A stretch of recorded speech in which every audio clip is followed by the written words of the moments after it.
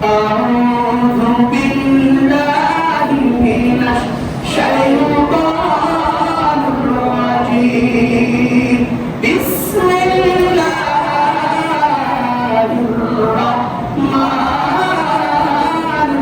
الرحيم وقضى ربك ألا تعبدوا إلا إياه وبالوالدين إحسانا অর্থাৎ মহান আল্লাহ তাআলা এই আয়াতের মধ্যে ইরশাদ করতে লাগলেন তোমাদের রব আদেশ দিয়েছেন যে তোমরা তাকে ছাড়া অন্য কারো ইবাদত করবে না এবং মাতা পিতার সাথে সদাচরণ করবে কিছু আওয়াজ করুন না সুবহানাল্লাহ। সূরা বনী ইসরাঈলের 23 আয়াতের মধ্যে মহান আল্লাহ তাআলা ইরশাদ করেন বান্দা তোমরা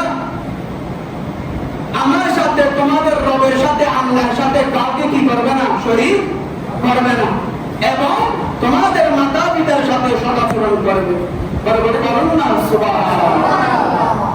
অর্থাৎ আল্লাহ এক, তিনি ছাড়া আর কোনো ইলাহ নাই এবং তার কোনো শরীক নাই, তার সমতুল্য কেউ নাই।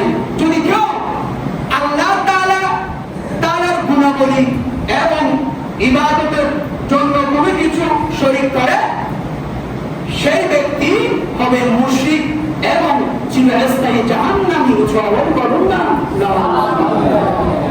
অর্থাৎ মহান আল্লাহ তাআলার সাথে যদি আমরা কাউকে শরীক করি তাহলে আমাদের ঠিকানা হবে জাহান্নাম। কিছু আওয়াজ বলুন না।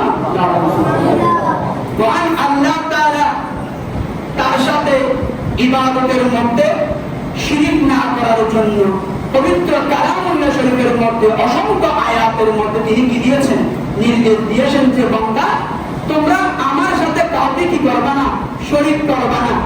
তোমরা যখন ইবাদত করবে শুধুমাত্র আমার জন্য ইবাদত করবে। তোমাদেরকে আমি পৃথিবীর জমিনের মধ্যে পাঠিয়েছি ইবাদত করার জন্য, কার?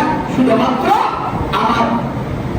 অতএব আমরা ইবাদতের মধ্যে এবং যে কোনো কাজের মধ্যে, যে কোনো বিষয়ের মধ্যে মহান আল্লাহ তাআলার সাথে কাউকে কি করব না, শরীক করব না, সমতুল্য করব না। যদি করি তাহলে আমাদের ঠিকানা হবে জাহান্নাম। কিছু আওয়াজ বলুন না।